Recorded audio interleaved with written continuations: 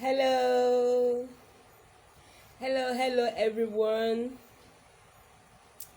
Happy weekend. Okay, this is much better, I guess. Ah, our power supply has been wonderful tonight, and the engineers are trying to just sort out the light thing. Welcome to Nigeria. We're in Nigeria. Okay, guys, so good evening, everyone. Good evening. Welcome everyone to another live section. Welcome to Law Talk series, Nigeria's first online law talk shop cut out to create legal awareness to citizens, business, and corporate stakeholders, investors, anybody. Okay, welcome guys. Welcome to another live section on. Welcome to another IG live chat on Law Talk series. My name is Precious Toju. I am your host as always. Don't worry, very soon I'll be having co-hosts. I'll be having co-hosts very soon. I cannot come and keep myself. So tonight, 1 second, please. Tonight we're having a very interesting topic. We're having a very delightful guest.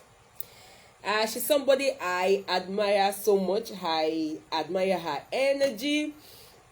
I admire the way she does her things. She's really unique. And today, that question I've always wanted to ask her. Today I am asking her that question. So today is a very interesting topic that we are going to have. We're going to talk about tonight. A very, very interesting topic. And the topic is actually, we're going to talk about marriage and, owning properties. Okay? Our guest is online. She's ready for us. Wait, Barrister Wonder. Wait, let me do introduction. I have not introduced you yet. There's a blackout in my side here and they're trying to fix the lights. Anyway, we just have to roll with tonight's live chat. Okay. So, tonight we have a very interesting topic. We are going to be, all those make-believes, that a lot of things that people have misconception about when it comes to marriage, when it comes to owning property, whether jointly as couples or individually. Today we're going to talk about what the law really says. Okay guys, I can see a lot of you joining. AJ, Eriku, Max, Ikonbe. Please, so I am very good at bastardizing people's name. Just pardon me. Take me the way I am. The way I pronounced your name, just take me the way I'm pronouncing it. Have mercy upon me. Don't sue me for defamation, whatever it is. Okay, guys, welcome once again to IG Live Chat on the Law Talk series. My name is Precious Toju. I am a business and real estate lawyer, and I am focused on helping entrepreneurs, companies, and investors avoid and solve. Okay, welcome guys. I don't know what happened to my video. It got disconnected. Welcome to network issues. So, like I said earlier, I'm a business and real estate lawyer, and I am focused on helping entrepreneurs, companies, and investors avoid and solve costly legal mistakes, either in the business or real estate transaction. And the Law Talk series cuts across borders, cuts across different aspects of the law. But mostly I'm focused on talking generally on law, on the Law Talk series, talking about business, talking about real estate. And tonight's talk, we want to talk about, let me stop all this my spray. The matter concerns you and me. Forget the fact that I'm a lawyer. This issue of property ownership between husband and wife, who owns what? And who is entitled to what is what we want to talk about today. So that people will not just say because I am a real estate or property lawyer, I am bringing a marriage expert. You know, we all have our areas of expertise. Every profession, every career, not to talk of law that is very broad. How many do you want to do as a lawyer? We all have our areas of expertise. In as much as I'm a real estate lawyer, I need a marriage attorney, a matrimonial courses arts expert to come and tell us what is the legal position of husband and wife when they buy property, whether jointly or solo, in the course of marriage. Sorry that I am cleaning my face. There is power blackout in my area. I don't know what happened. There is light my own house, and the generator is not coming on. So we just have to bear with me like that. So, ladies and gentlemen, welcome to tonight's live chat with the barrister wonder herself. She's a real wonder. Her name is Dorcas Aderemi. She's a legal practitioner and she is the founder of Family Laws Nigeria. So if you're not following her, you should be following her, because whether you are married or not, one day you will get married. So you need to, if you're not married, it's even better for you. Thank you, my sister. If you're not married, it's better for you, so that you can come and get all the legal sense, all the legal ogbon, so to say, sense. So you can come and get all the legal understanding before you enter into the marriage. And if you are in marriage already, you need to come and open your ears. And if you are going through a divorce, and just to say, divorce is a normal thing. It happens every day. It happens all over the world. You know, I used to say, while growing up as a lawyer, while in the university, I used to say, because of my faith, I cannot do divorce matter, because I'm a born again Christian. I'm a divorce matter that we are doing, that we have done and we are still doing.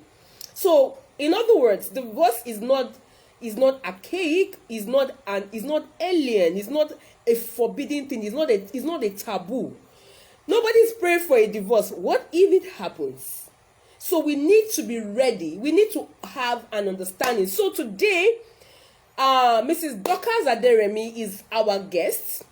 She's an online Family Laws NG is an online family law practice platform in which she founded to create the needed awareness in all areas of family law and render required services. So whether you're talking about marriage, you want to talk about separation, you want to talk about adoption, you want to talk about how to do things, the legal aspect of marriage, so that we should understand that law covers every aspect of our life. Law follows you into your bedroom to see what people are doing. So, Mrs. Aderemi is all about marriage. It's all about anything family law. She's an expert in that field, and she's the managing partner of AAO Legal Practice, a firm of barristers and solicitors into legal and ADR practice in Lagos State. Okay? So that is our guest. Barrister Wonder, please send your request. So I have finished doing the introduction so that we can start this. I am interested in this topic. So that I wish my husband could join, but he will not join. So please, Barrister Wonder, send your request so that I can bring you on board. People are already joining, so people are actually, this topic is a hot one. Sorry guys, there is no light in my place, and the generator is not coming. See the way I'm fanning myself. My rechargeable fan. It is well. The ministry has to move forward. So Barrister Wonder, please come on board. Come on board. People are waiting. They want to learn. They want to learn tonight. Even myself, I am so much interested in tonight's topic. Okay, she's coming. She's here. Hi. Madam, how is everything? Hi. How are you? Can you hear me? Hi. Nice meeting you tonight. I am so happy. Same here.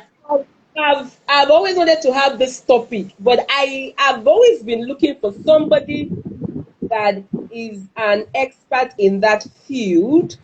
And when I was searching around, I I found that for at least I'm not saying others are not worried. For other lawyers will kill me, but as per I found that you really know how to dice your onions when it comes to the issue of matrimonial courses and family issues. So you're welcome to IG Live Chat on the Law Talk series. I'm super happy to have you tonight.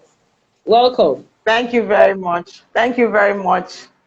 All right. All right. It's my pleasure. I'm so Yeah, obliged. and Thank you so this is much. actually the first time I'm getting to see her one on one. Though it's not frequent, but at least I've seen her.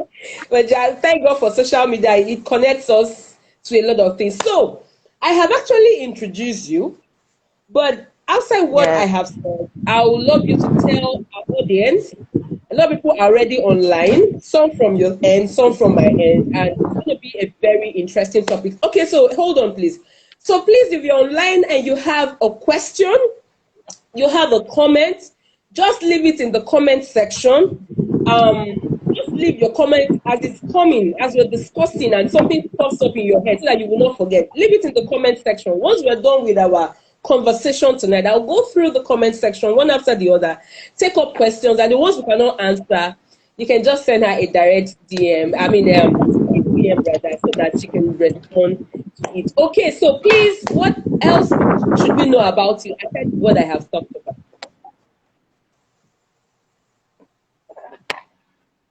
Yeah. Did you hear me? Can you hear me? I didn't. No, I didn't hear the last part. What did you say? Oh, I said, can you tell us something else about yourself apart from what I have introduced you as? Tell us Okay. more Okay. about yourself. Okay. Thank you, first of all, Precious. Thank you for all the accolades. Makes my head swell. And then for everyone that is If we online, don't thank you have for ourselves, who joining. will? Thanks for your giving. Thanks for giving us the audience. So, as Precious has said, I'm a legal practitioner and I am specialized in matrimonial courses and all other aspects of family law. I've been into practice for the last 12 years, and Wow. I've also practiced in other areas of law from maritime law to core litigation, which are the first areas of my practice before I now decided to streamline and eat into matrimonial courses. And I did that, if I can say that, I did that because I realized that family law and matrimonial courses practice, even though it is made to be believed that is a general area of practice. But you would realize and agree with me that even our court system do have family and probate as a distinct area of law. So, Yeah. it's an area where we need to give special attention to. So I did my findings, did a bit of some certification courses to become a family life therapist, to understand what are the core of family law and its practice, which goes beyond dissolution of marriage, which is what people know generally. There are other areas of family law practice that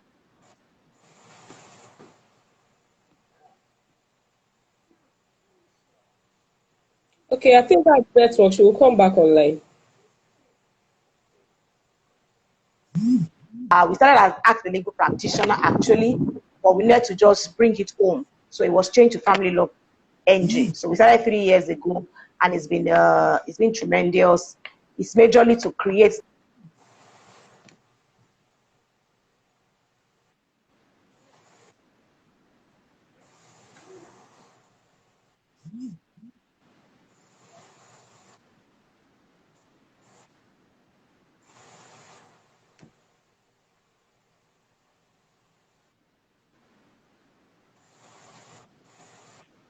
is not ultimately because of divorce. What are the benefits that you can gain therein? So that's the reason why we started. What else? What else is there to know about me? You just ask me the question, Precious, so that we can move on. Okay. All right. All right. So thank you so much. In fact, this other question, you've actually, you know, this second question, you've actually talked about it a little bit, but I want this second question, you've actually answered it a little bit, but I want you to talk a little bit more about it. And it is what prompts you into specializing, like you just said now, that you have to take some courses, to be an expert, because it's beyond just having legal knowledge about matrimonial or family law. There's certain certification that takes you in depth into it. Yes. Now, my question is, while every other lawyer is doing business like us, is doing business law Yes.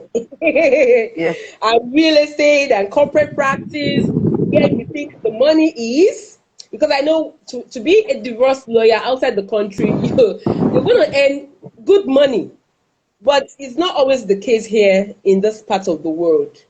So I want to understand. It's not like I understand the fact that as a lawyer and as a law firm doesn't mean that you will not take other cases. But I know that you're mostly specialized in matrimonial courses and family law practice. So I want to ask you, while all of us are going to look for business law, corporate law, what ginger that thing that says is matrimonial family law practice that I want to pinch my tent with? Okay. From a story. Sorry, guys, she will soon come back. Network is really bad.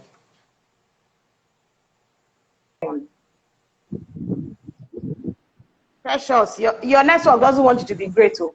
Can I go on? My network is fine. I think it's from your end. I'm hearing you. It's just that your screen gets porous. Your screen is not going.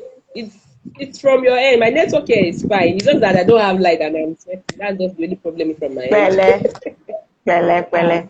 So I said I'll take answering that question up from a story. In 2012, still a junior counsel at the time, I had a senior counsel who had a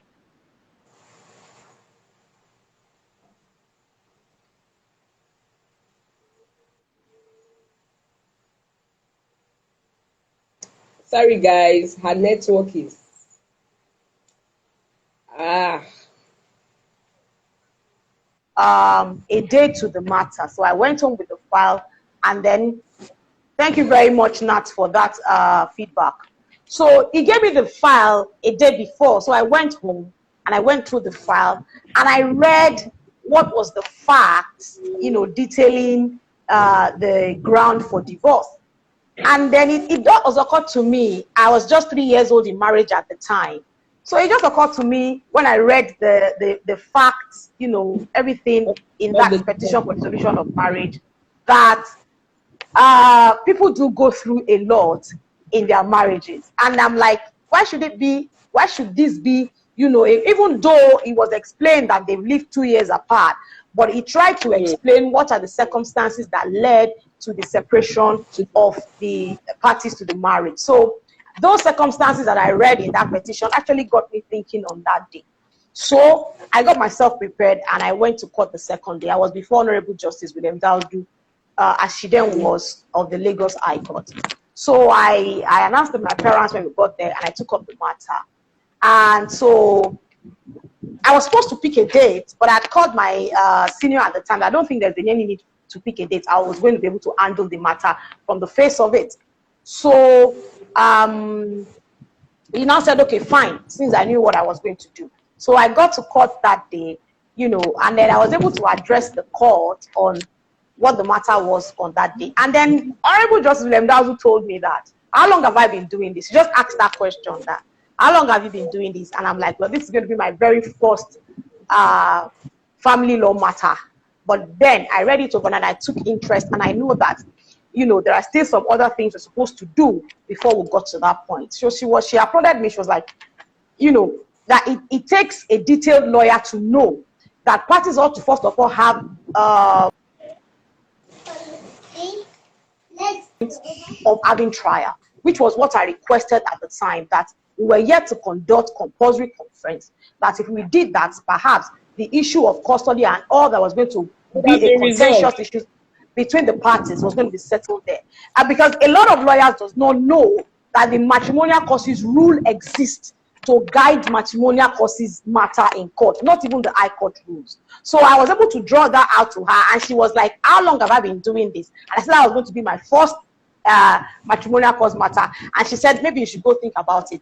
You should have, she was the first person who tilted me into thinking that maybe there could be a special practice in the area of family law. But that's way back in 2011. So I did that matter. Eventually, we were able to settle a number of things and then file terms of settlement. So it made the matter go fast, and she was very, very happy. In less than 6-8 months, we were done with that matter in 2011. So it now happened, of course, contrary to the belief of my senior who had the file, who thought the matter was going to go on and on because of the contentious issues that were there, and then saw that I was able to handle it. So everybody then, whoever has family matters, just come and carry the file and dump it on me that you're the one who can do the miracle. This one is not contentious. We doesn't want it to be late. At the time, my senior partner also, anytime there's anything family law, just go and call. So, that became like a pointer that, you can do this thing. So that created the interest. I sat down, I read through the Matrimonial Causes rules, read through the Matrimonial Causes Act itself so that I can have knowledge about it. So gradually it started building up. It got to a point when I joined a maritime law firm. My boss at the maritime law firm, even into maritime, and every time there happens to be any family matter at all, I'm quick to give advice, and of course succinctly, and it does help the client. So he just said to me one time that, I think you're wasting away in maritime. Go and sit down with family law. Come up with reforms for our Matrimonial Causes Act and let us push it. So I did that, and from there, I discovered a lot of other things I can do to make me gain knowledge, to make me get in-depth understanding, and that I've been doing over time. I became very serious about it in 2016. So from 2016 to now, it's been a great practice, and of course, it's been an eye-opening period, to a lot of things. There are a lot of things that that happens in the marriage institution, that happens in law, that is calling for reforms. The reform for paper that we wrote had gone through the first reading at the House at the time, before it was now, how would I call it now? They just had dumped it. So the Federal Ministry of Justice, Attorney General's Office, we are still looking at it, hoping to get back to, because our Matrimonial Causes Act is outdated. It's not meeting up with present realities. But we are definitely making proposals. We are making moves, and we hopefully that very soon there will be a change. So that's what led to it. I was tutored to it by Honorable Justice William Dowdu, and I was able to do the first miracle before her. And since then, I've become the doctor of matrimonial causes by any legal practitioner around me. They just feel the act. Please do this. So that's how it started off. All right, that's a very beautiful story.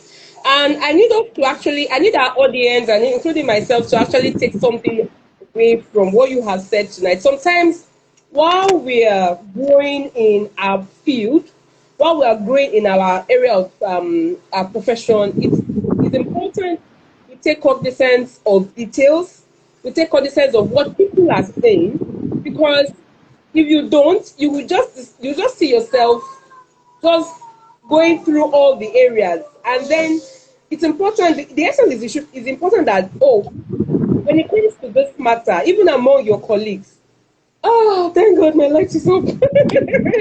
when it comes to a particular area, people, even your colleagues, should be able to say, this person is good in this. So we should, in whatever we are doing, whether it's law, whatever it is. I need to put on my fan, my side fan, not because I was sweating. So whatever it is, we should learn to be an expert somewhere. We should learn to, try to build our expertise somewhere. We may do all those things so that when people need a guide, a consultation, whatever, that even your colleagues, they'll be able to call upon you. So that's a beautiful thing. So now, let's go into the nitty-gritty of tonight's topic. Yeah. What exactly is marriage law? Because people need to understand this. This program is actually for people that are not lawyers, so that they will understand Because the reason I'm asking this question is I'm going to give a practical illustration. Please, those that are sending me friend requests, I'm sorry, I can't take friend requests because this is a program in which I have a particular guest that gets to talk to, but I have a particular section where I do question and answer. That in that particular section, you can actually come on live, ask the question. When we are done, you go out, the next person comes. So I can't actually take anybody. So please just drop your comment in the comment section. So why I'm asking this is some people do not know when they are not married. Some people actually think that they are married when they are not. I will give a practical illustration. 2 years back, a man contacted me. I can't think 3-4 years. I can't remember. A man contacted me and said the wife is trying to take away his children from him because there's an issue in the marriage. And he gave the details, which I really don't want to go into details tonight, and that he's trying to see how he can also assess the children. And so I said, okay, it's good. Let me also hear from this other woman. And okay, no, I hadn't even called the woman then. I just asked him some questions. Okay, what type of marriage did you conduct? And he said, which one is type of marriage? I said, you are married to her now, Abby. What did you do? Have you paid a bride price? He said, no. That he went to see her people, the family met, and they have met, and they now know that she's the wife. And finally use the language he used. Obimo fumi na yo, obimo meta fumi yawo mini. So there is a lot of misconception on this. So I need our audience to know what is marriage in law and what are the types of marriage that is recognized in law. Okay, thank you. So I like telling stories.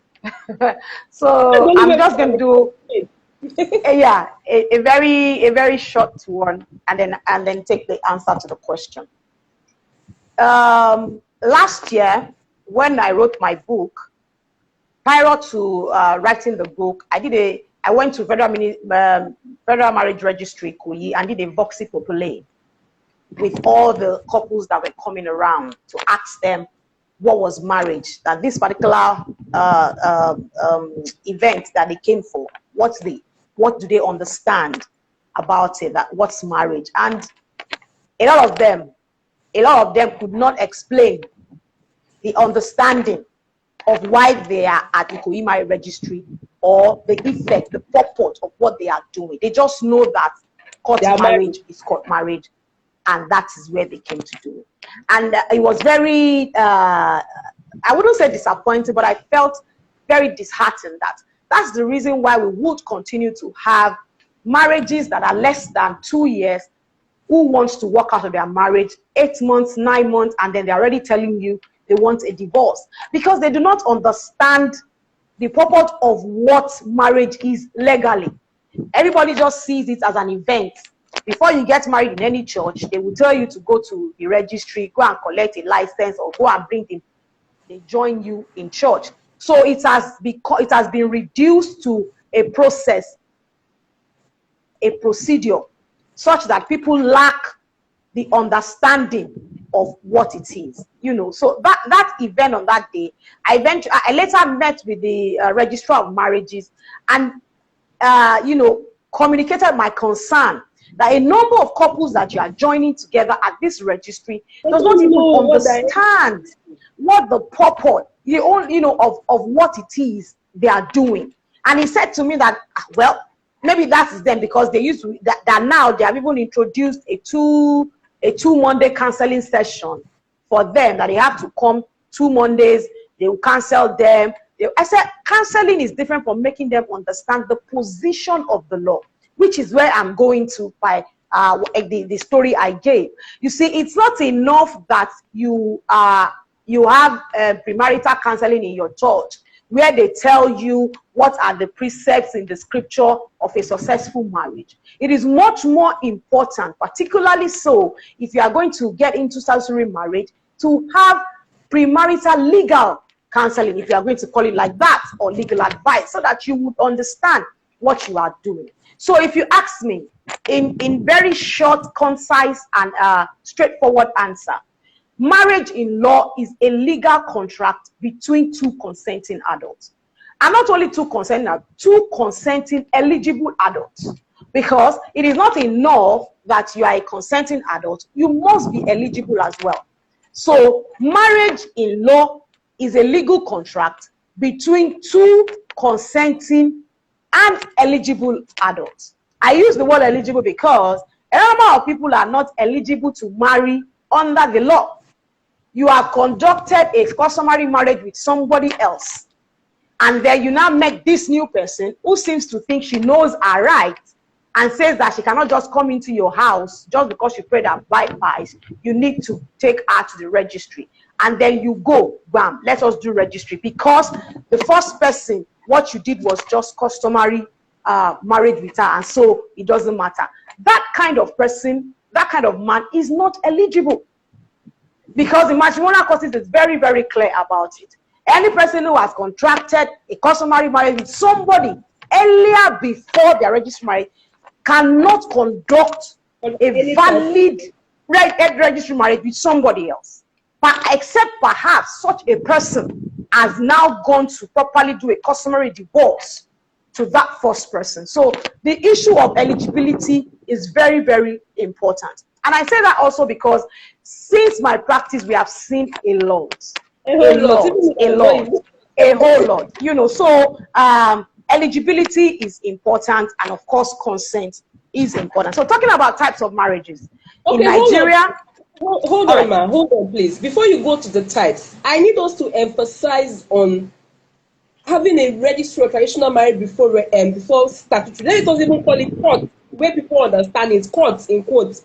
We lawyers, we know, is it that registry or statutory? But people know it as court. You know, I've started using that language of court marriage because that is what is in the mind of the general public. Yes. So. Because a lot of women, especially young women, think that if a man marries a woman traditionally, and because he did not contract a registry or court marriage in quotes, that if they carry the man to the registry and marry the man, they are the legal wife. So I need you to emphasize on that. They need to understand that the Matrimonial Causes Act states it, that because they need to understand that these three types of marriage is valid in law, which you will come to. I don't want to take it from your head. So please, I need you to emphasize that. A woman will not think that I have that man has an old woman that he just went to pay bride price on, and I'm the one that is the legal wife because he has gone to do registry wedding for me. So please, I need to emphasize on that with typical example, life scenarios, so people can understand. Okay, so I wanted to just mention the types of marriages and then explain how they are, interlocking. Yes. The Matrimonial Causes Act in Nigeria, as of today, recognizes traditional stroke customary marriage. And that is with all the diverse cultures that we have existence in Nigeria. Secondly is the statutory marriage. And third is the Islamic marriage. It is specifically stated there, the Islamic marriage. Why? Because Islamic marriage has its own rule and precepts enshrined in the Sharia law. And of course, the Sharia law is guaranteed by the ground norm of the country, which is the constitution. So an Islamic marriage is a stand-alone marriage. If you are a Muslim and you conduct your marriage under the Islamic rite, you do not need to go to any court or registry marriage any longer. Why? Because your marriage is according to law, as it were. And then talking about traditional marriage, you see, we need to begin to, which is, I keep saying that this is the reason why I shout on social media, so that people will understand. None of these three types of marriage is supersede or superior to the other. They are all very valid, standing and strong in their own respect. If somebody gets married to you traditionally, just ensure by all means that your bride price is paid. The idiosyncrasies of the Yoruba race, that when they give their daughters out in marriage and they return the bride price, nullifies the customary marriage.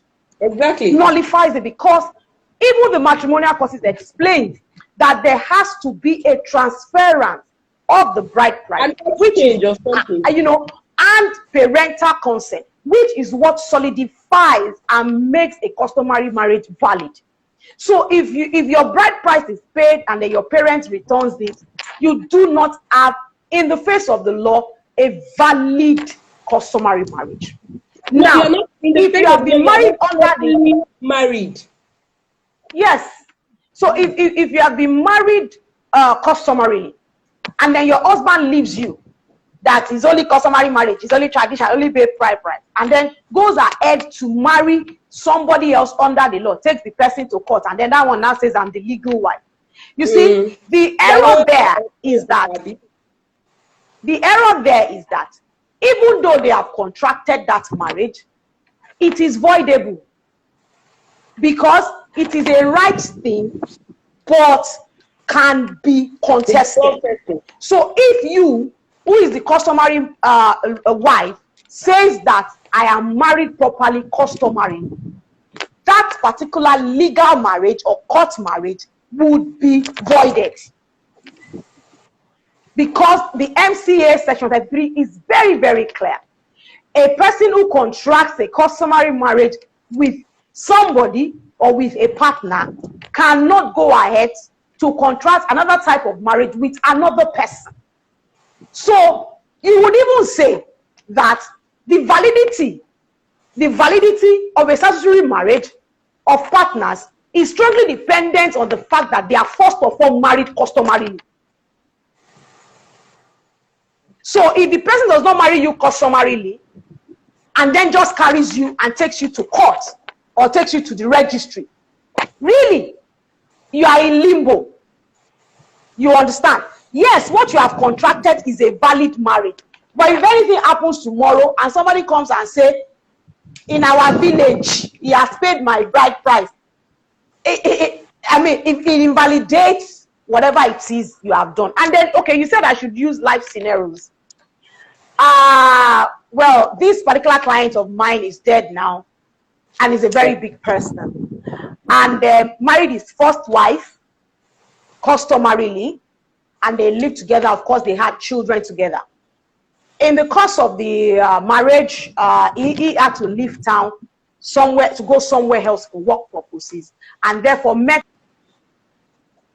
She, being a younger lady, felt no, she needs to go to court and blah blah blah blah blah. So she did. He did took her to court, you know. Thereafter, the man died. And then, of course, the issue of administration of estate came up. And she was ready to flag a marriage certificate in the face and be legal wife, whatever. And of course, the court held in that matter that the customary marriage that was with the first wife is valid and subsisting to the death of my client at the time. Even though she was married legally, she does not take rights. She does not have a superseding right over the other one. And in fact, the other one takes first. Because it was the issue of administration of estate. Why? Because assuming the other wife had contested if she was to acknowledge, because she claimed that she never knew that the man took her to court for a registry wedding. She knew that she was her husband's side chick and she wasn't bothered, even though she had children. But she wasn't bothered because her own children were grown. But she never knew that the husband took her to court for a registry wedding. You understand? So if she had known and she had contested it at the time, you understand, the court will have, in essence, is that this thing do happen. So you also need to find that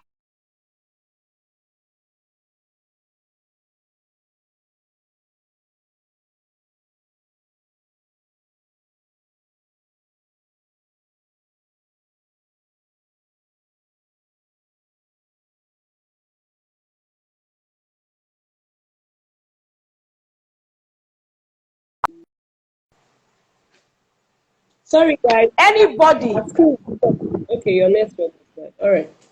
Okay, so anybody who has conducted a customary marriage with another person is not eligible to conduct a statutory marriage with another person, except the person gives a customary divorce to the other person. So you may hold the certificate, it doesn't give you any rights. It doesn't give you any place above that customary marriage. Okay, thank you so much for that, because these are the technicalities that a lot of people do not understand. However,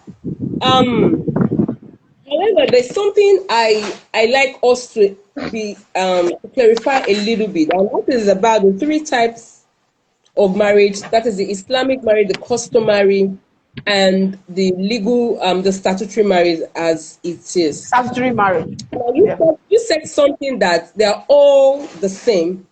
I agree, but so that people can understand why a lot of people prefer to do the registry marriage. To me, or would I say to me, or in our system, in the Nigerian system, the customary marriage and the Islamic marriage is actually polygamous in nature. And by polygamous, everybody understand what polygamous is. I don't think there is that is why I'm saying, so that you can clarify.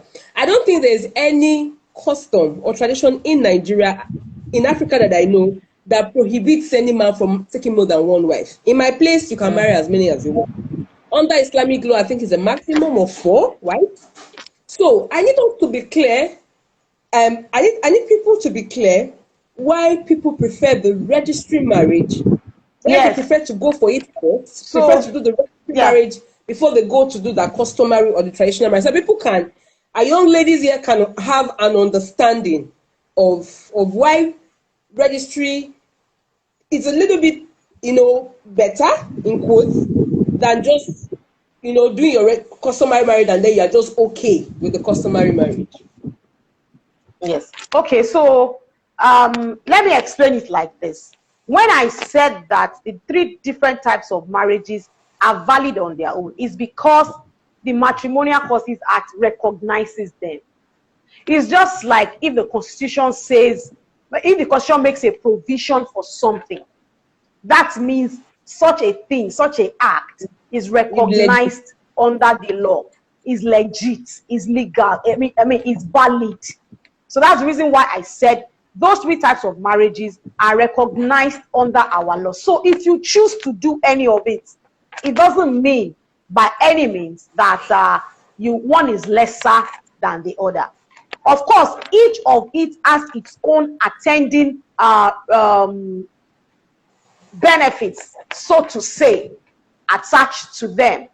You understand? Maybe I don't even want to use the word benefit. I want you, they have their own attending terms and conditions. You understand that, that is attached to them. Of course, like I said, customary marriage is valid under the law, and it is as much as all the different types of customs and traditions that we have in the country. And of course, just like you have said, majority of all our customs and traditions are polygamous in nature. So if you get married under the customary marriage, and that is the only thing you did, your husband is allowed to further marry under custom and tradition, not under statutory marriage. So your husband can marry you under customary marriage and pay your own bride price. He can go ahead and marry somebody else and pay that person's bride price. But the law also has provided, because where it leads to eventually is on the issue of administration of estates. So in that kind of situation, it means that such a man has subjected himself to the provisions of customs and traditions. And then administration of, and that's it. And then administration of estate, yeah, exactly. That is how the person's property is going to be shared. So, and then we have the 2 types of way under custom and tradition that a deceased person would have their property shared, whether it is Ori Ojori, Idigi. Those are the 2 property is shared under customary marriage and administration of estate. Now, if you get married under the statutory law, that is, you did court marriage.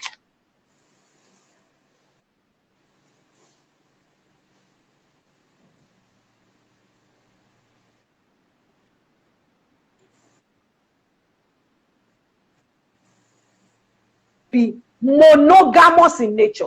That is the husband of one man, and the marriage of one man and one woman. But unfortunately, as the society is evolving, we have seen a lot. I recently just jammed the accusation of somebody I can call a serial marriager. This man gets married every 2 years, and he gets married under the statute to different women. I have 4. Are you in Nigeria here? So our society is evolving, like I said earlier, but our laws are yet to, meet up to what we have in the society today. So the statutory marriage, yes, ought to be monogamous. That is getting married to, are they not doing that whole recently discovered that the man is already married to other people under the same statute? Well, recently we have seen that. That's the matter that I'm taking up pro bono, because I really want to push it so that an exact position of law will be held on the issue of bigamy in this country. Yeah. The law will be tested. And not only are we going to say that if you commit bigamy is a crime or you can pay fine, it will no longer, which is what I believe I am tending to do with this matter. So if we remove bigamy, it doesn't mean, because the reason why we are saying that bigamy you could pay fine is because we know that every marriage, is a nullity. It's just like it's polygamous. But what then happens to innocent women who went into this marriage unknowingly?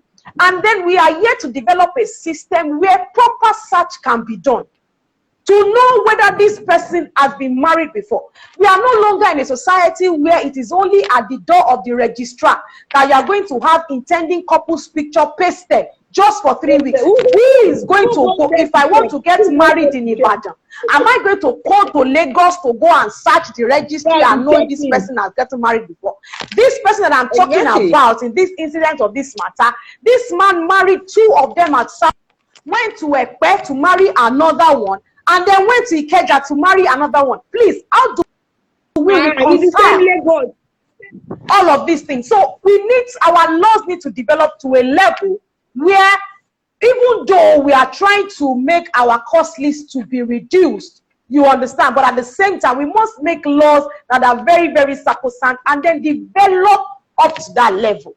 You understand? So, in one word, statutory marriage, one of the major benefits that makes people want to do it is because they believe their husband will not be able to marry another wife. And if he does, he has committed bigamy. The funny thing is that they do these things, their wife knows, but nobody has ever tested the law to say that while my marriage is subsisting, this man has gone ahead to marry somebody else, and I want him tried for bigamy.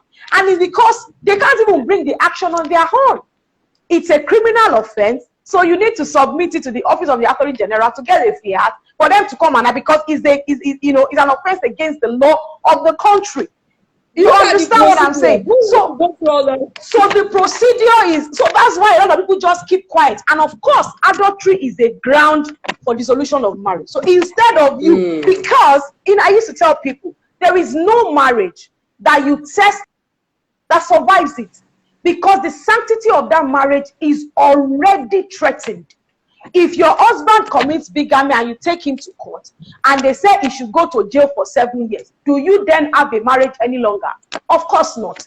If they ask him to pay fine, can the sanctity of that marriage succeed it? No. So it does mean that the marriage has broken down irretrievably. So that's why we have adultery as a ground of divorce. So instead of fighting bigamy that will take long, People just go ahead and then adultery is not even one that is easy to prove, because you must be able to explain the party cited. You must be able to give proof that indeed you caught your partner and this is the person that is involved with and this is what they are doing.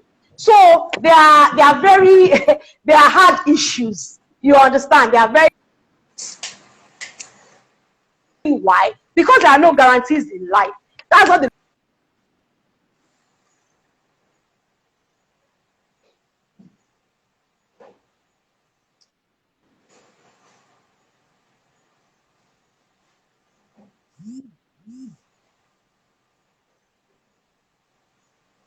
Sorry, guys, her network is back. She's coming back soon.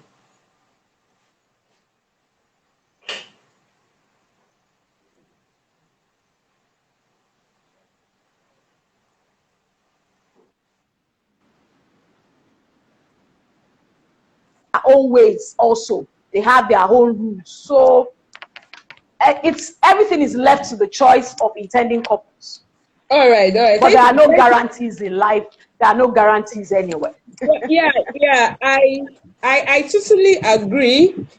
Because we're getting our audience a little bit confused because of the technicalities that we're dwelling into, and it's good that they should actually understand it. But I personally, irrespective of the technicalities, irrespective of how the laws of our country is or are, irrespective of the fact that a lot of things are not easily proved when it comes to the legal marriage, I still, my personal opinion, I still think that that the registry marriage, to an extent, it's a little bit better. To me, that's my personal opinion. Yes, there are discrepancies here and there, but to an extent, it gives you a little bit of protection. Let us assume that the person has the heart to go through that process. My point exactly is, let's assume that a woman says, no, whether the marriage breaks down or not, I'm going to sue this man for bigamy, I'm going to sue him for adultery. To an extent, the legal or of course, you have the legal background to do that. Yes, background I'm not one in any way that is against statutory marriage. But you cannot. I always just like have proper understanding of what. I am not one that is against statutory marriage. I just want people to have a proper understanding of what they are going into. Why? Because we've had situations and circumstances where once a woman get married and then they tell you this crap that your marriage certificate is your property, is your this. We've had women start misbehaving because they feel that that certificate is a visa for them to life after that. So once the man, you know, once there's an issue and the man wants to, you say, I have the certificate, I will do this. And I'm like, see, that is a public document you are holding. It doesn't guarantee anything. During the subsistence of any type of marriage, whether customary, whether statutory, whether Islamic, during the subsistence of it, you both just owe yourself the guarantee of humanity. All of these things becomes effective. Even the certificate to anything becomes effective when, one, there is an issue, when there is divorce, or when there is administration of estate. Aside that, the wedding certificate has only been reduced to a means of identity and nothing more. People want to travel out of the country and then you want to show to them that you are married. I have seen a situation where the American embassy has even requested for their traditional marriage certificate for more confirmation, irrespective of the fact that they had a wedding certificate. You understand what I'm saying? So where we propagate what is right, we would see what is right. But during the subsistence of any marriage, it is not the certificate that gives that marriage validity. It is not the certificate that makes it successful. Why? Because statutory marriage does not stop domestic violence. Statutory marriage does not stop a man or a woman that wants to be irresponsible.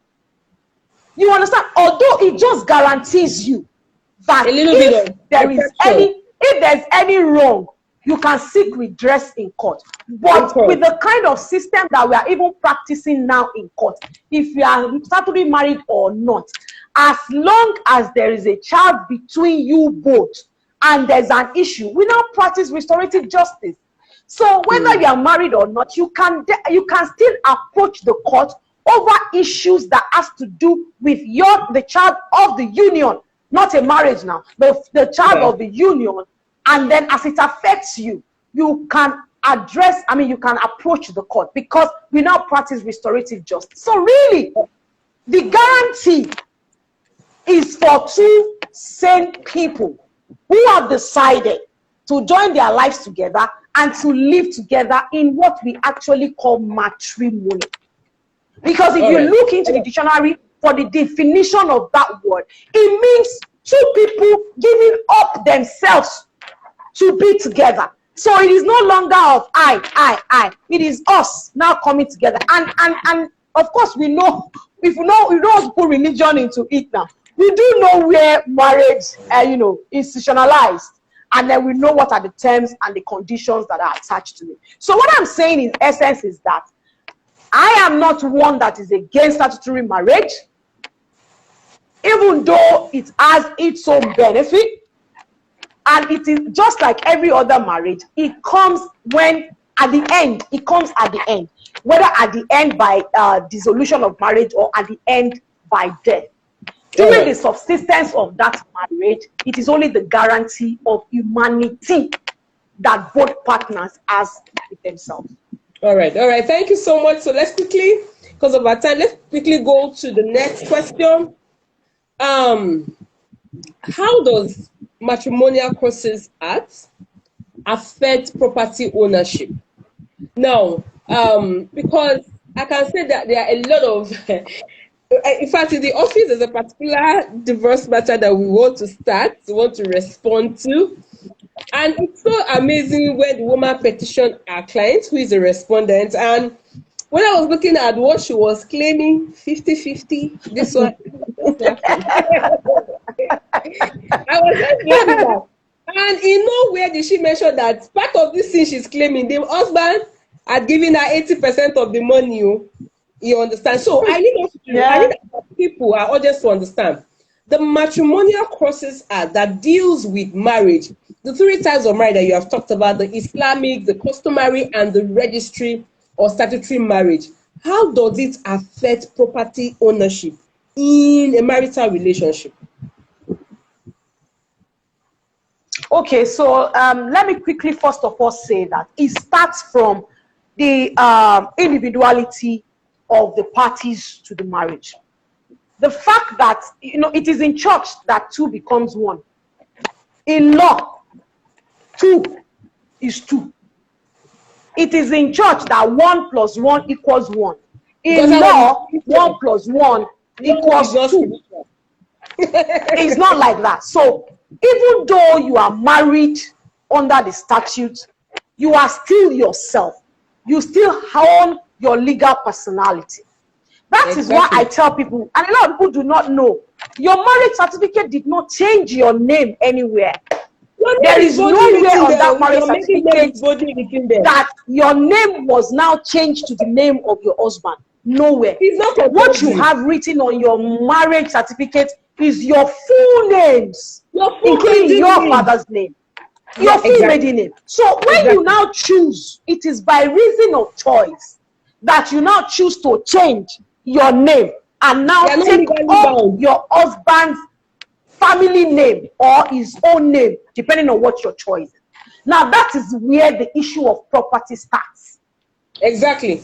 Such that when you understand that you still own your personality, even though you are married to this person, you will understand that your fundamental right to ownership of property is not tampered with by marriage. You can own property by yourself, of yourself, for yourself. Without jointly, even though you are married. And it doesn't apply to the women alone, it applies to men. Now, let me now go to the issue of matrimonial property, which is what is always causing problem.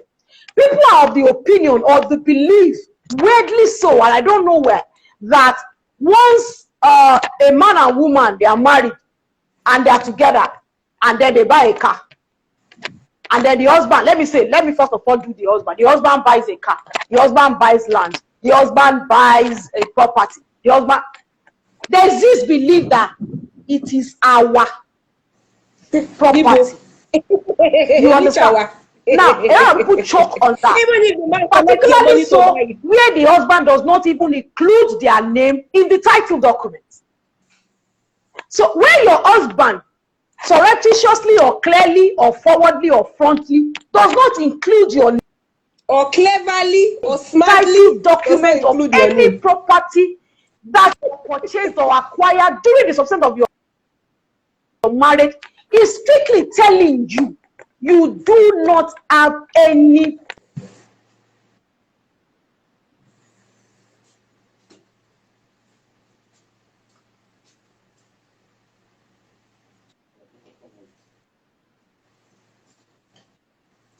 chosen to do that. Your own is just to be careful that your money is not part. If you have worked for your money and then you now gave your money, or you took a loan, because we have seen that happen before. As a woman, you took a loan from your workplace, and then you give it to your husband to buy a property, and then he buys that property, and then he writes only his name on it. You are beginning to lose, because it is either your name is contained in that title document, or the traversary in that document says that you so and so provided a particular amount for the purchase, for the acquisition of that property. It doesn't affect anything. Just simply tell him, my husband, please let the since the document, my name is not there, please let them include it that I forwarded to you the amount of 2 million, you know, in support or in acquisition of this property. Just that. It is enough. So if hold on, Barrister Wonder, hold on, madam. I'm not comfortable with that, because why should the wife? So whether your name is in the title document, the name should be included after she has given money, after the document is out. Why can't they have an understanding that this money, as a family life therapist, it has to be the same name? Why is it? How many names change it after? Let us understand. Precious, as a family life therapist, it is my oath to always look for peaceful ways to do things. So where you are asking, where you are asking that your name be in the title document and the man feels threatened, there is no need. Just let the history of how the land was acquired be contained in that document. That she put your name, that I, Oluwatosin Orelaja, whether you want to use your father's name or your husband's name, also they gave so and so this amount of money in support or as my contribution to the acquisition of this property. A lot of men has allowed money. Hold on, ma. What if the woman did not contribute money to buy the property? I'm going there now. I'm going there. You see, we have used that a number of times, and it has helped a lot of marriages. I've had people come to me, why should I put her name? And I'm like, Oga, but you just told me yourself that he gave you one, she gave you 1 million. Yes, but it's for the children. You're going to put the name of the children there. At this point, it is yet to be for the children. Even if it's for the children, if you want to put it for the children in trust, let's just do the history. It's not anything. Let's just explain it there. The land is for 500 million. The receipt of which the owners have now accepted. In raising the 5 million, you, Mr. So and so, has made available the sum of 400 million. And Mr. So and so has made available the sum of 100 million.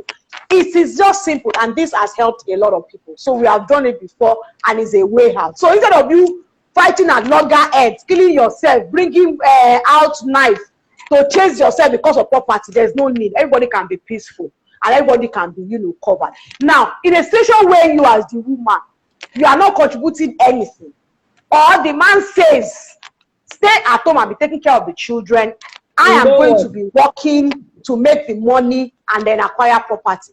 Please and please and please, in that kind of situation, word of mouth alone will not do it. Particularly if you're an able-bodied woman. Why? Because it's even a criminal offense under VAPI rather, for a it is a crime against humanity. It's in the law. So where it is now by agreement that you as the woman will stay at home and take care of the home front, and then your husband as an able-bodied person, ensure that by all means it is contained in a document. You just ensure that you tell him the reason why you want this thing is because you don't want your children tomorrow to feel that mommy is lazy, mommy does not want this, mommy does not want that, just to keep your own sanity. So well. We not agree. That why are you documenting? You know, see, this is the reason why. How many men we document? As a family life, as a family life therapist, a number of things. It's because people keep quiet and they do not try or test everything that is available to them. It is not everything that you need to approach with fight. Everything is not about force. You understand? There's a way you can go about this. There's a way you can invite the specialist in this kind of thing. You see, a number of men, I'm sorry to say, but a number of them that are here, they are the easiest human beings to deal with. Just don't be forceful. Don't be forceful. And then you can get the highest of things you want. So when they sit before us and we are already massaging their head, that is not a big deal. You are doing fine. Everything you are doing is very, very good. It's just for these children and this woman. But you know, who knows what can happen tomorrow? You also don't want this woman to suffer. You also don't want this, you know. And then you say, yes, I'm doing everything for them. And I say, hey, it's because of your own tomorrow. You are even securing your own tomorrow and not about her. Before you know it, my dear, they have signed this thing and we have left the table. And that's it. And everybody is covered. You understand? It happens. It's funny, but it happens. So what I'm saying in essence is that matrimonial property is not, there is not, in our law, there's only like 50-50. Everybody who has gone and watched African Magic and they've told them one man is wonderful. Even in civilized countries, there is no 50-50 as of automatic. Why? Because partners have to present documents evidencing what they have contributed to the acquisition of whatever of matrimonial property. So it is where they are unable to agree what goes to what that the court now goes in and decide to make it a 50-50 rule. So it's not like it's an automatic thing. So the fact that you are married, whether you work or not, you think everything should come to you as a law, as a rule, as of right. It doesn't work like that. We have had matters tried up to Supreme Court, and the Supreme Court has made it a clear court provision. Before you can become entitled to matrimonial property, there must be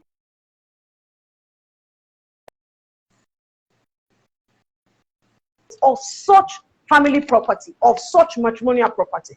So whatever it is, when you are even contributing, please document. These things are important. Maybe, of course, not because you think that your marriage will have a problem, but for your own, adequacy as well. Keep details of things that goes on in your marriage. This is going to really help you in life. So there is no 50-50 in our rule. Please, let me tell you. And then when you are buying property, like I said, the reason why I mentioned the issue of your name is because people make a mistake and put Mr. and Mrs. Chukudi. The law does not know Mr. and Mrs. Chukudi. The law knows Mr. Solomon Chukudi and Mrs. Chinwe Chukudi, because anybody can be Mr. and Mrs. Chukudi. So you must be able to put it there as your name is contained in your marriage certificate. Put it in every document going forward. So you are Mr. Solomon and Mrs. Chinwe Chukudi. It is not expected that Mr. Solomon will marry Mrs. Chinwe twice or will marry two Mrs. Chinwe. You understand? So whatever it is that is contained in your marriage certificate, let that name be carried on in all the documents that, you know, is going to contain matrimonial property. And now, please, let me say this. The reason why we are saying this, and this is for men, is not because we think that you people are going to divorce or you are going to run away. No, it is just so that things are made easy for parties to this contract. So that in case, who says that it is the man that dies first? We have situations where it is the woman that dies first. You understand? So let's just be tidy in keeping the contractual aspect of our marriages. That is just it. See it like the moment you do after the church is the spiritual one. And yes, you submit yourself to it. The moment you carry yourself to do statutory marriage, you have come into the contractual aspect of marriage. Please give it its attending rules.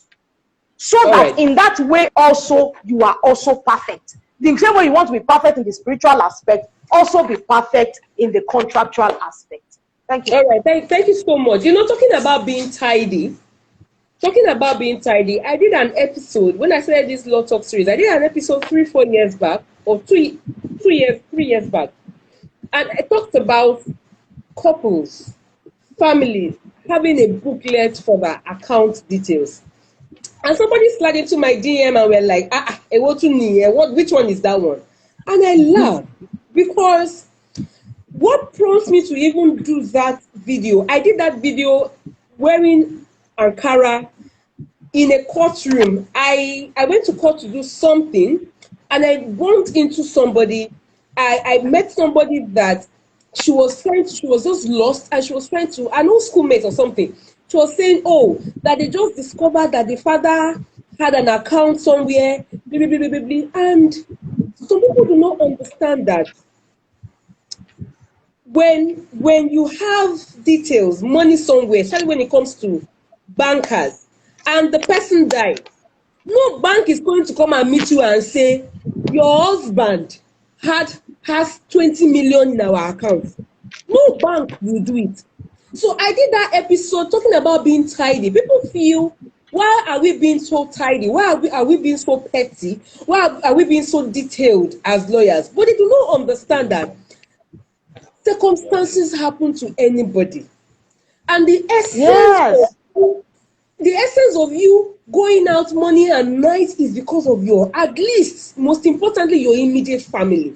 Now, at the end of you toiling, when you have toiled, and your immediate family cannot assess these things, then you have failed as a person. So people must learn to tidy up things. Document speaks from the grave. Even when somebody dies, document is what speaks, not the love that was between the two of you. So you need to document things, not because you're thinking of separation, not because you're thinking of divorce. A family must have a book where husband has his account details there. Wife has all your account details that you have, whether it's business. Let the man run away with it. Let the woman run away with it. That is their own cup of tea. But because there are people that have died and there are millions in the account and banks are using it. That's it. Are suffering. Okay, so that was very yes. So people need to. You are very, very correct. Yes, you are very, very correct about the fact of a lot of people dying and they have their monies in banks. You see, if you are running a bank account or you have any treasury or anything that you have even banked, and then your immediate spouse does not have access to anything, your PIN number, your whatever, you are just doing giveaway. If you die, you just do giveaway. So you will have suffered for people unknown to now come and be reaping where they did not sow. It's not to your benefit. Nobody knows your PIN number. It's not anywhere. It's not, you are just doing yourself. It's not anybody you are doing. You are deceiving yourself because somebody else will make use of that money. Bank will roll it over year, and they will declare accounts. We shouldn't be mentioning banks here that it is dead people's money that they are using every year to make their turnover. We shouldn't, their annual reports, when you see it, we shouldn't be mentioning names of banks, but we know them. We know now. No, we know. But people do not understand it. So it's really important that people get to tidy up whatever it is. Imagine somebody's father. There was a little girl one time in my former church that met me. The father had about 800,000 naira in account, and the only way she could know was the father's phone. She wanted to even throw away the SIM. The mom had even said she threw away the SIM. There was no need because she was tired of people calling. And the daughter just said, it's my daddy's SIM. Let me just put it. And alert started coming in. Debit, of course, this debit alert. They are withdrawing this out there. That was how the family got to that the father had 800,000 naira. No, was it 800? No, sorry, 400,000 naira in the account. Now, by the time they now ask the issue of course, they cannot access the account. They have to go and get letter of administration. Do you know how much it is to process letter of administration to get just 400,000 naira? So they said buy recharge card with the money. Now, in that situation, if they had a PIN number to their father, all they had to do was to go and withdraw the 400,000 naira, and it would have helped them to do something in life. And in 4 days, they will have removed everything. They would have removed this. They'll be removing it small. So the truth of the matter is, people need to be tidy about whatever it is. In fact, to me, it's an act of irresponsibility that you're getting your acquiring properties, whatever you have money, and then your spouse. Let the spouse be reckless with it. Let the spouse spend millions, use it for shopping, use it for that is the person's cup of tea. The consequences will come on him or her later. But this thing must be so. You have actually, answered. In fact, from question 3 to question 4, you have answered it. There is no marriage that is supreme to the other. It's just that the legal of the registry marriage gives you a little bit of leverage where you decide to even explore the leverages. You've answered that. You've also said there is no automatic sharing of property 50-50. It is not done. If you say it is like you said, the only thing that is 50-50 is when you are not able, the court is not able to really determine a lot of things, they're not able to prove a lot of things. So you've also said that women should understand, or couple should understand. It's not just about women now. Even the men should understand that you are only one. You are only one in the spiritual aspect. Yes. You are only one when you go to church and submit yourself to church to say you want to do a church wedding. And in the eye of God, by the Holy Bible, I don't know about Quran, I've talked about from the one I know. In the Holy Bible, two have become one. But in the eye of the Lord, two is not one, no. Two is two. Yes. You are a full-fledged person. So when you are acquiring property, if you acquire this mug, as a person, if you were not married, how will you document it? Document it that way. Now, if you don't want to document it as a married woman, make sure that your full name is there. That was a very good one, Ma. So I moved to the second, almost to the last question. I think I have 2 or 3 more left. Okay, so what is the position of the law when it comes to property ownership in marriage? I don't know, we've actually talked about that. Property ownership, if you're able to prove, like the one that you gave us scenario, I brought 400 million and the woman brought 100 million. So the court were able to value the property and decide, okay, are you guys going to sell it and give her back the value as of today? Or are you going to say, okay, 4 blocks of flats, the woman take 1 block of flats since it is on 100 million. So in that situation, it's very easy and clear. So we move to the third to the last question, which says that during divorce proceeding, how does the court determine who owns what? Okay, we've talked about that. There's no need to overflog it. Now, the second to the last question, what is the best way to document property purchase during the course of marriage? I think you've talked about it. Yeah, but let me quickly also say that. Yes, let me say that. See,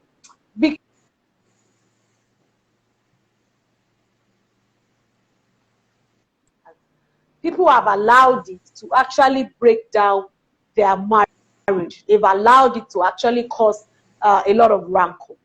If, like I said earlier, if parties to a marriage agrees that they are not in that marriage for the benefit of the other, or that they want to take benefit out of the other, if you are both partners working towards the same goal, working towards the same end, then this kind of matters of documenting things would not by any means raise an issue.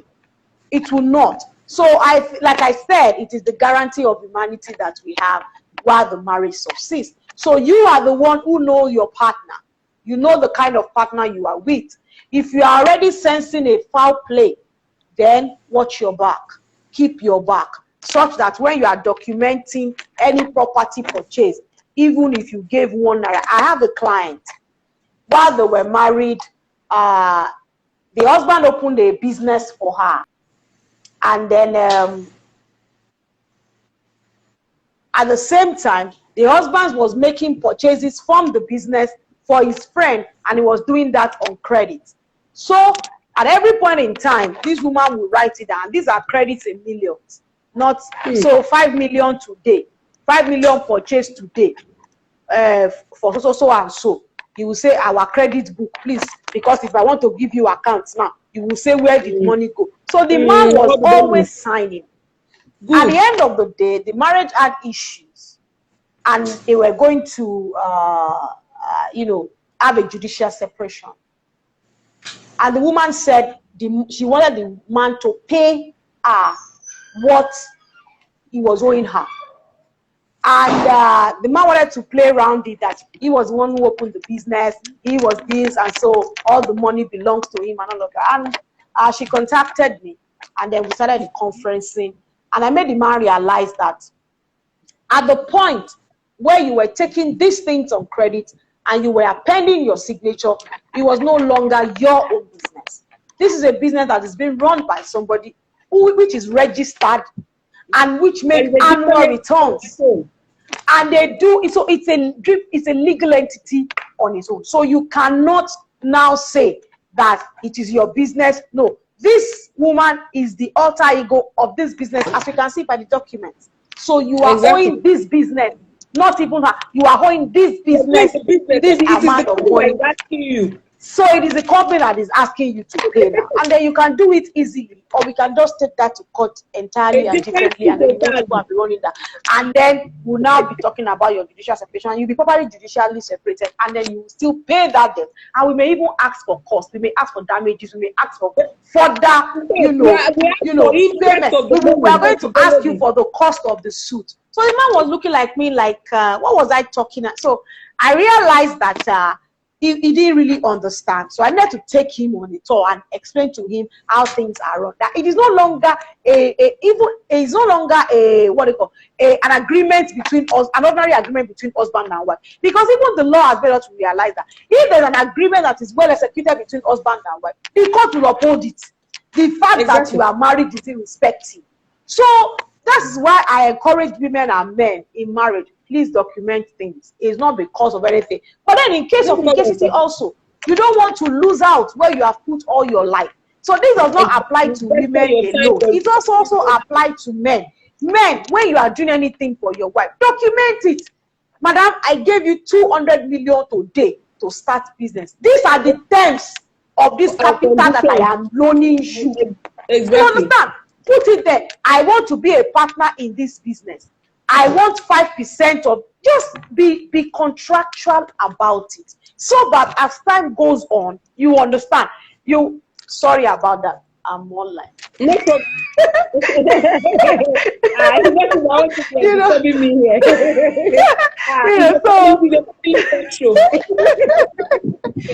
So document these things so that it is not for the women alone, it's also for the men as well. Document is very, very, very important. You put your wife in business, let it be documented. What are the terms? Put it, write it. It helps. What are you people documenting? Olga, I choose not to hear you. Talking about it being both sides, there was a particular divorce matter I handled one time, and the man was the one giving the money when he had the money. Thank God for transfers and internet transfers, because the man was my client. And description in your transfer. And the man was like, while he was working, he was giving money, 5 million, 10 million, do this, mortgage, 20 million. So now the man was out of job, and the woman got better. And and because the man didn't have money, she just left the house, and all of a sudden, she now decided that she wanted a divorce. And I told the man that I'm going to ask for maintenance for you. Yeah, maintenance. I said, yes, now. because maintenance did not say it is only the woman that is entitled to it. Of course, Because the African man a man is entitled to. yes, an African man will think, why should I say you are entitled to maintain? Because if you were the woman out of job and have been sponsoring the marriage, the woman will ask for maintenance. So I'm going to ask for maintenance for you. And all those money that you have been taking into account, we have evidence. He's going to come and tell us what she's been doing with that money and the property that and the man was like, he never did. So why I'm saying this, why I'm bringing this up is I don't want the men to feel the women are trying to over empower them. The women are trying to document things so that if they run away from the marriage or the marriage goes bad, they won't take away everything. No. At least if you've been following our conversation, you discover that the woman cannot even take everything. 50-50 is not even sure until in a very extreme cases. That's one. So this documentation is for both of you because at the end of the day, it benefits both parties. You won't need to be going up and down. You already have documents showing a lot of things. So thank you so much for that. The last question for the day, so that we can take questions from our audience.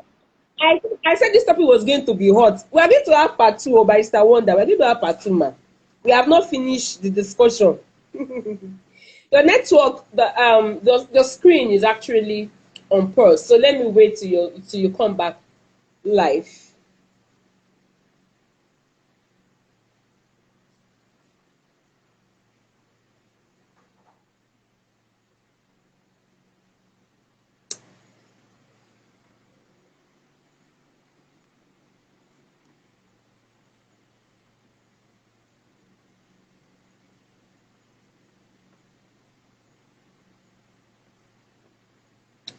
Okay, she's out.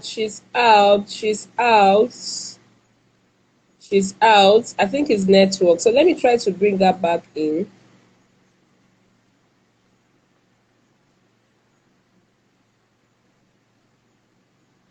So just hold on, guys. She will soon come back.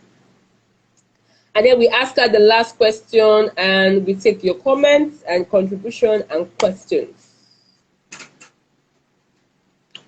I said it that tonight's topic was going to be hot, and it is hot.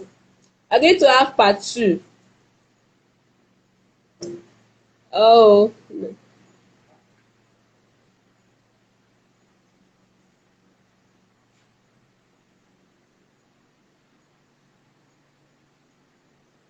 Oh, goodness me. I can't get her to come back. I don't know what the issue is.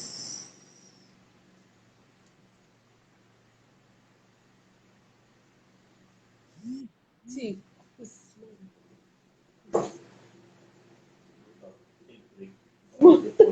Small water.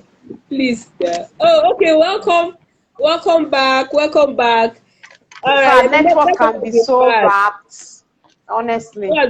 So I said that before you went off, I said that I said before that this topic is going to be hot and we're going to have a part 2 of it. So get ready. I'll be inviting you anytime soon for a part 2. So I'm going to ask the last question now so that we can leave time for people to ask that question. So the last question is, what would be your advice to intending and married couples with respect to property acquisition and joint ownership? Now, first thing first, that is a 2-in-1 question. Is owning property jointly in marriage, is it compulsory? Is it compulsory that we must own property together as husband and wife? That's number 1. Because I've seen instances where women hide to go and buy property and they buy it in their name and they're doing the other don't even know. So that's one question. Question 10, and the last question A is it compulsory that couples must jointly own properties in marriage? That's 1. And 2, the last question is, what would be your advice for intending couples and married couples in respect of property acquisition and ownership? Okay, thank you. So this is what I will say. Number 1, for intending couples, I want to advise that you get my book, Legal Sense, before saying I do. Getting that book is a very short, is a mini book actually.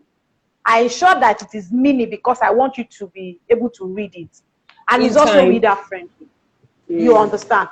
It's not clogged with anything. It's just straight and direct to legal sense that you must have before you get married. And then understand that having legal sense is not to fight. It is to secure yourself. When you know your right, when you know what you are entitled to, when you know what you are getting into, it's just like we say, when the purpose of a thing is not known, abuse is inevitable. But when you know the purpose of a thing, there won't be any form of abuse. No ambiguity surround you. So please, intending couples, first and foremost, get legal sense before saying I do. You can check it in my bio. It's easy and straight. And it's even cheap. I won't even say anything big money. It's precious like this. They are the business people. Their books are very, very expensive. Wow. We are doing service to humanity. It's just very, very cheap. It's money for shawarma. With money for shawarma, you will get legal sense before saying I do. Now, I would answer that question to married couples. Is getting joint property compulsory? Is not compulsory. The same way that running joint accounts as married people is not compulsory. See, if you understand these things, great peace is your home. And then what works in marriage A may not work in marriage B. If marriage A, they are able to own joint property because of their kind of understanding with themselves, it doesn't mean you should also kill you. It doesn't mean you should also kill yourself. If you know that your partner is not the type that can do this thing, whether male or female, don't just belabor yourself. It's not hard. You know, it's not hard. So it is not compulsory. But where it now happens, do it properly. Your name and your husband's name. Your husband's name and your name. There is nothing like Mr. and Miss. I'm saying again, if you strictly put this property this day, Mr. and Mrs. Shukudi, there's nobody like that in law. Mr. Solomon and Mrs. Kingway, let your first name at least be there in that document. You know, so if it happens are going to have joint property, please do it like that. Do it properly like that. But joint property is not compulsory. Intending couples, you see, me and you, we are friends. Because as much as possible, the foundation of anything in life matters. I tell people, when do you need a lawyer? It is not when you have chaos. If you get a lawyer at everything you are doing, you will not even have chaos. So you don't need, you won't need a lawyer at the point of chaos. You need a lawyer at very inception, at the foundation, so that you will understand. So if you get legal sense before I do, you will also come and do 2 weeks premarital legal counseling, and it's just 2 Mondays. When I say 2 weeks, not every day, it's just 2 Mondays. The training is to have one-on-one, open heart discussion, and make you see the law as it is written. So that you're not going to be fighting your wife and be saying she's not submissive. Whereas the woman has read legal sense and she knows that this thing is not right for our marriage. You will say she's not submissive. It's not the issue of submission, it's the issue of knowledge. And when you don't have knowledge, you'll be fighting the person who has and say the person is fighting. So it helps you to settle a lot of rancor from inception, because you, the husband, you have read it. You, the wife, intending wife, you have read, so you have both seen it. So you will also make informed decisions from the beginning that, okay, since we know that this is what the law says, how do we want to work it in our own marriage? Which strategy do we want to use in our own marriage? Are we going to have joint accounts? Are we going to have joint property? Do you think that the property that you bought before we are getting married, is it that we are going to change the papers?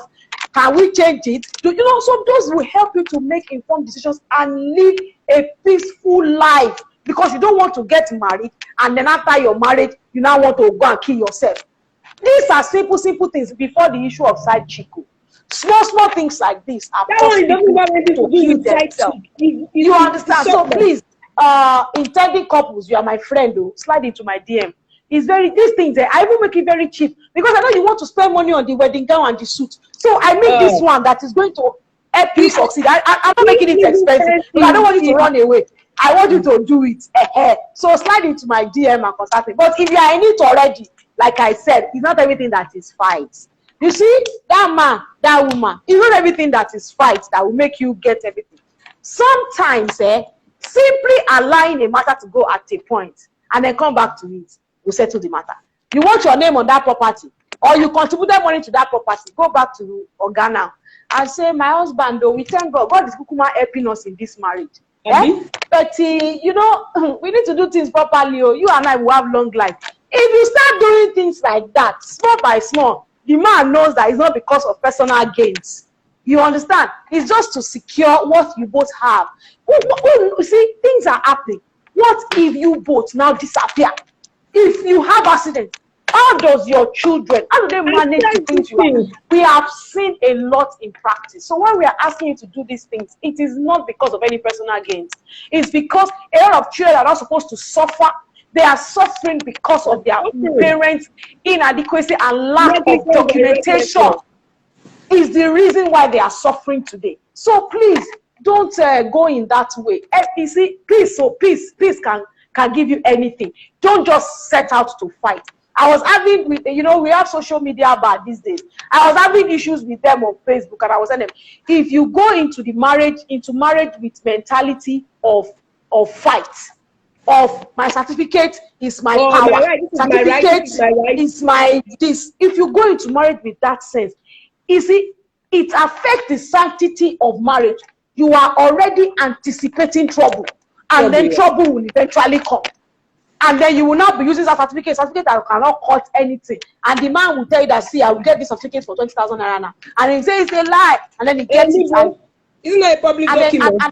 Exactly. So that's why I tell people, don't go into marriage with a wrong sense that the reason why you are doing 33 marriages is because you want to have a hedge over your husband. It's not applicable to women alone. The same edge is applicable to man. That man can use that marriage to have edge over you. So no, don't just so let's just understand that a legal marriage or statutory marriage is a contract of responsibility to both parties, and that is going to help us. So that's my advice. If you are married, choose the path of peace. If you are planning to get married, slide into my DM. You need the knowledge. Thank you so much, Barrister. You give that person that she's really wonder. You know, I just want to say something. Talking about joint account, there was a time I was telling my husband, let us have joint accounts now. You just talk about what works with family head or not with family beef. I said, and we'll talk about this thing in church. Joint account is good. And you say, my darling husband, she mean you are even a pastor. Let us have joint account. Mama said, Madam, I want peace for my life.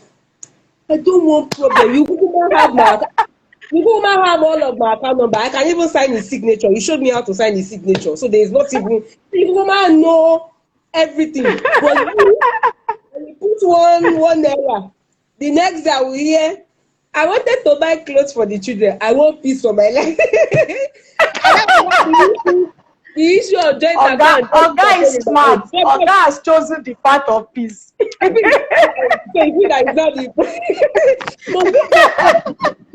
it is very important that people understand what works for them, because that is the issue in marriage, and not just in marriage, even your own personal life. Because you cannot, like, for example, now you are doing family law and I say, this family law that this woman is doing is bringing money. It's bringing nice to start them. Let me now live from my structure lady to the family law. So people need to understand that this thing may work for your pastor self, but it may not work for you. That's right. My husband used to say something. There is no standard for marriage. At all. There is no format. The same way there is no format in training a child, because you may use iron hand for child A, and you can't use the same iron hand for child B, because they are two different people. So he will say you need to understand the psychic of your children and know how to train them. That's right. So the same thing with marriage. So thank you so much. Right. This is a very enlightening section. I enjoyed this live chat. Definitely maybe by next month or the next 2 months we will have another section. There are a lot of people, but they're just comments. People have not really asked questions. They're just come. I know that people will enter your DM. Please, so my family law. It is her, me, business and real estate. Me, I don't have time to be settling. You don't want to carry our burden for us. You know we talk. You is money you are counting. Okay. Oh. So I do divorce matter, but randomly. It's not like when it comes, it just comes. But I'm focused on. It's even time demanding. Yeah, very time. And that business one is, well, you understand. We know now. You are cashing out. No, wala. We will be serving humanity. All right, thank you so much, Mrs. Dorcas. I really appreciate. Thank you for having me. Thank you for having me. I learned. Oh goodness me, I learned even as a lawyer. I really learned. I learned a lot. And thank you so much. Please try to send me your picture for the book so that I can put it in my side. I can put it on my handles, and I will collect commission. I'm a business lawyer. Of course now. Of course. Shall let the knowledge go out. Abby. Thank you guys for joining me. We have Mrs. Dorcas Adeyemi in the house, a wonderful marriage and family lawyer. She's spoken so much. So if you came in late, you can watch the replay. I will also upload this on my YouTube channel. If you prefer to watch it on my YouTube channel, fine. You can also watch it from her own page, because as your life, it will be on your own page. So thank you so much, guys. See you next week. Thank you. For another. Thank you for having me. Thank you so much, madam. God bless you. Pleasure. All right. Somebody say so refreshing and enriching sections. Yeah, thank you, guys. Thank you. It was really enriching. Thank you. Bye. Good night. God bless you. Thank you. Bye. Good night.